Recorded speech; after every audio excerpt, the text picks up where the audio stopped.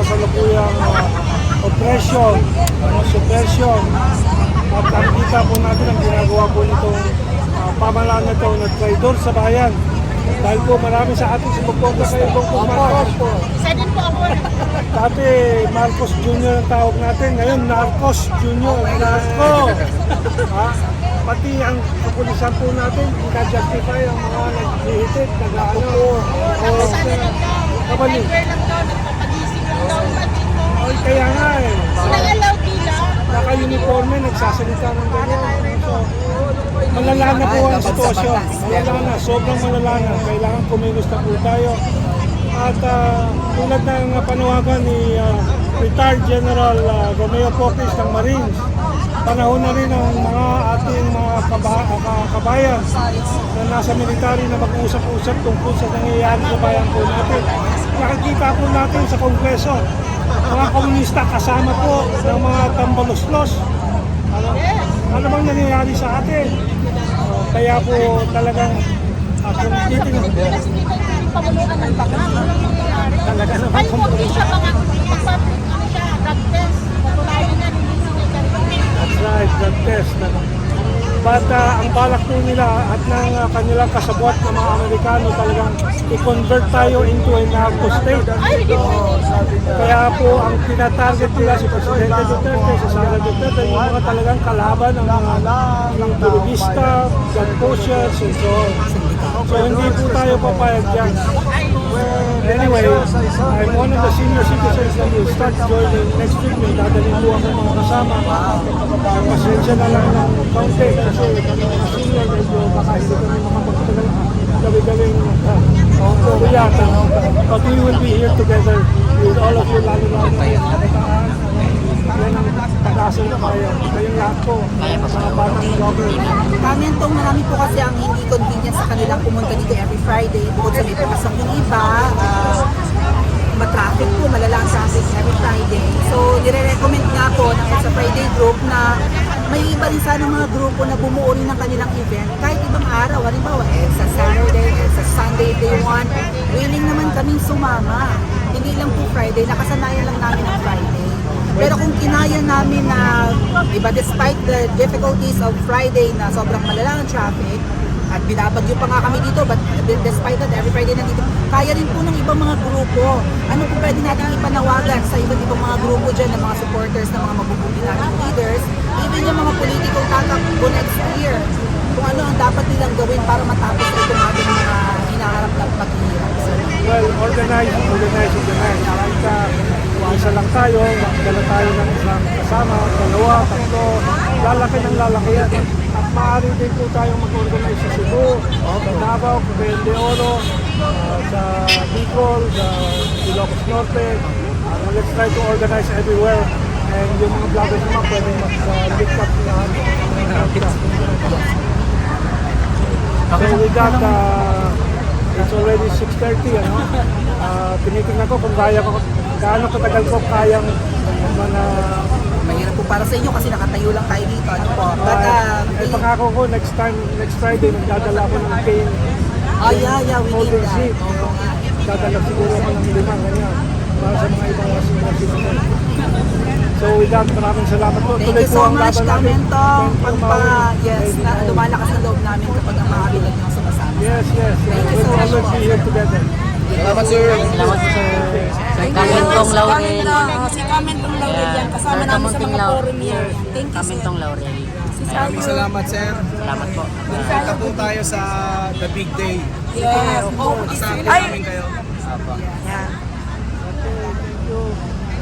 Thank you din po. Yun nga po mga kababayan. Bagyo yan eh. Oo. So yun ang sagot ng ating presidente. So dapat sa sinagot niya, di pa naman pala akong presidente. Matagal pa yung pangarap natin eh. Dapat sinagot niya, huwag ka mag-alala. Gagawa natin ang paraan. Yan, natural yan, pero gagawa natin ang solusyon. Hindi tayo kakabot ng ulo bilang Pangulo. Dapat pero hindi tayo nag-iba. Sabi na, ano gagawin natin? Oh. Yung ba tamang gawin mo na presidente ka na? Anyway, yung kanila, anong gagawin natin? Kumalat na, nag-circulate na yan sa buong mundo. yung kumamot ng loo, ng ulo, at saka yung janitor eh. janitor, pwede silang, mabuti pa yung janitor, sumagot eh. So, okay na tayo. Maraming salamat, sir. So, Ano ba? Tanong. baka may tanong kayo. Tanong niyo yung Sir, ako sir, may tanong para yung nangingi Sir, ano masasabi nyo na pinagre-resign na itong si Romualdez? May open letter po ako nabasa sa social media na pinagre-resign na dahil hindi niya mahawakan ng maayos ang pondo ng bansa natin at pupunta lang sa korupsyon.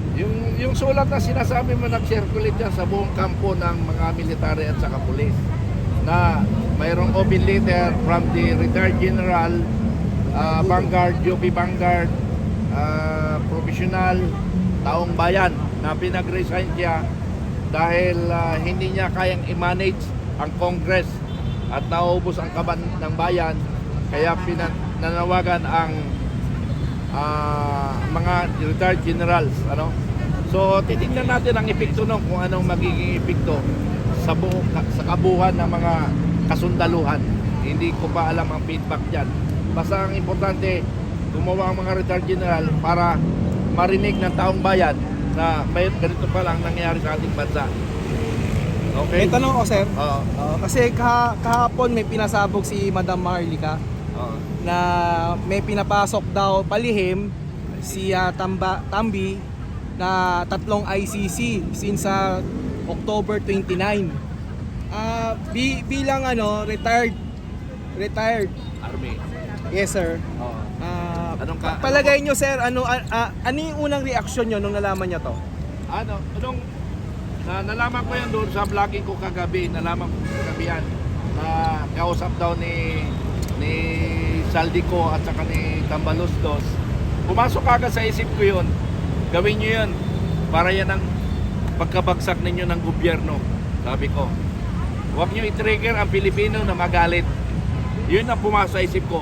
Pero pina-explain ko rin yan sa vlogging ko kagabi. Na-explain ko yan na wala yan, walang pa yan, lalo na nanalo si Trump. So, nonsense yung ICC na yan. Walang magagawa yan. Pag nagpumilit yan, ang taong bayan, naramdaman ko ang damdamin ng taong bayan. Baka yun ang ikababagsak nila, yung pull down nila dyan sa gagawin nila yan.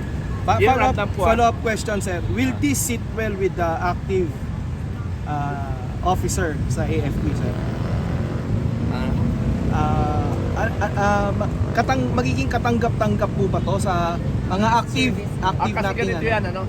Hindi position sa position ng MUP sa mga bagay kasi politics yan. Hindi sila makikialam yan unless uutusan sila. Ang minimum personnel, hindi yan makikilahok sa mga anumang political opponent o political problem, hindi yan papasok. Now, kung kikilos ang taong bayan, katulad ng EDSA 1, okay, yung EDSA 1, ito na ang resulta ng EDSA 1, di ba? Ito resulta ng EDSA 1. Bakit nangyari yon? Dahil umaklas na yung tatlo, si Enrile, Honasan at saka Ramos, sinuportahan ng sibilyan. So ibig sabihin, without sibilyan, hindi mangyayari. Okay, EDSA 2, kay ERAP, ganun rin. Sinimulan ng Congress, sumuporta ang taong bayan, nag-declare ng withdrawal of support ng AFP. So anong tanong doon? Anong logic na yun? Sabi nyo, lagi nyo sinasabi na bayaran ng AFP. Ang para sa akin bilang isang opinion ng isang dating sundalo, tayo ang hinihintay. Hindi tayo nagkakaisa. Nilalaban namin ang sambayanang Pilipino para sa pagbabago. Para sa pagbabago.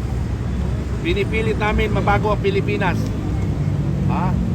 Huwag tayong matakot. Kasi sabi ko nga, nung kabataan namin, hindi kami natatakot mamatay. Ngayon pang nakalinya na kami kay San Pedro, natatakot pa tayo.